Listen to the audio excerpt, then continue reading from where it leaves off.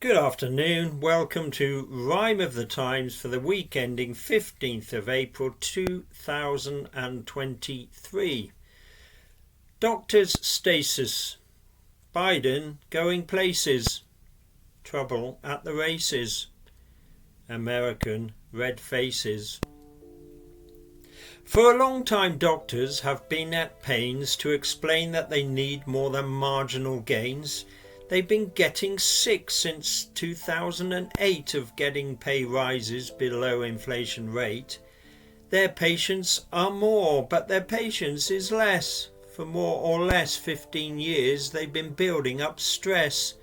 Now there appears to be major inflammation caused by the government's non-cooperation, so the doctors carried out this operation to bring their case to the notice of the nation. Last month they went on strike for 3 whole days. Now the stakes have been even further raised. On strike for almost the whole working week would surely see the NHS start to creak. But doctors say it's already up the creek, the NHS being squeezed until its pips squeak. So they want a 35% rise in pay, so more doctors will join and more doctors will stay. But the country's economy is under the weather, so government hopes doctors will reach their tether and accept the offer they put on the table for the nation's health to remain stable. Monday marked a quarter of a century since politicians in Britain and Ireland were convinced it was time for a peaceful resolution, and 30 years of troubles reached a conclusion. Yes, the 10th of April 1998 is certainly a date to celebrate, but peace lovers are still sometimes left aghast by those who would resurrect the violent past.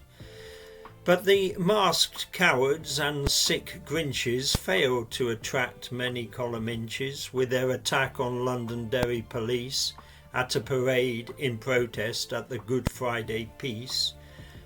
Next day Joe Biden touched down on Irish land. Rishi Sunak was in Belfast to shake his hand. Biden's stay was short, less than 1 whole day, but to the masses he had lots of nice things to say. No point in going to Stormont, it's in deadlock. The country's still in a DUP headlock. But the US President spoke at the town hall, and it seems his words satisfied almost all. No finger pointing or characteristic faux pas concerning the current political impasse. And despite his well-publicised Catholic roots, he showed it's for all of Ireland that he roots. Although in Dundalk there was one cock-up with the facts, mixing up black and tans with the All Blacks.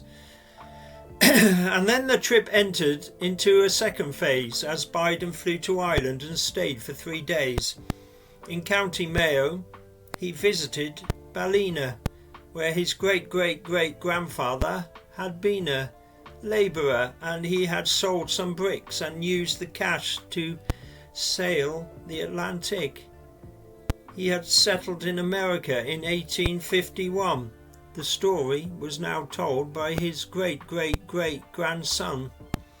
On the steps of Muradach Cathedral, Joe talked of how those bricks that his ancestor had hawked helped build the cathedral that he now stood before. And the crowd cheered, and then the crowd roared. Earlier, the US President and First Lady had an unplanned meeting with Father Frank O'Grady, the priest who had 7 years ago given the last rites to the Biden son Beau.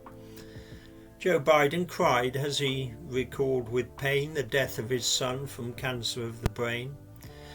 The source of a major US security lapse when big secrets landed in unwanted laps was uncovered on Thursday when the FBI arrested Jack Teixeira, a 21-year-old guy.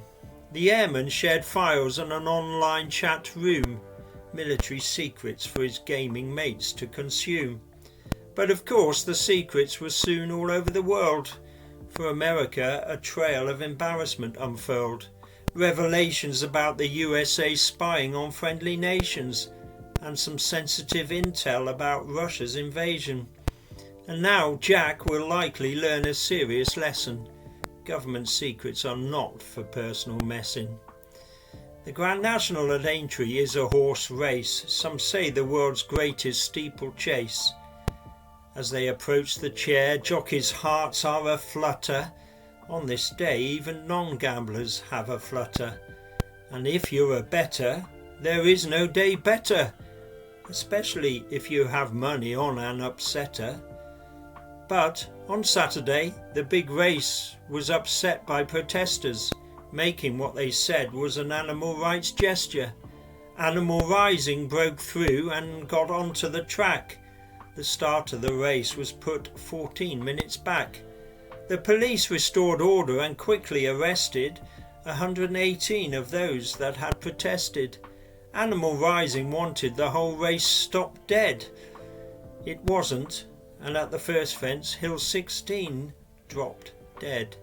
Animal Rising were incensed, but racing fans' answer was that the protesters' disruption had caused the disaster. On Saturday, in East Africa, news was arising of a southern Sudan military conflict comprising of two factions in Khartoum not compromising. Civilians in the crossfire. How unsurprising. Normal convention Mary Quant defied.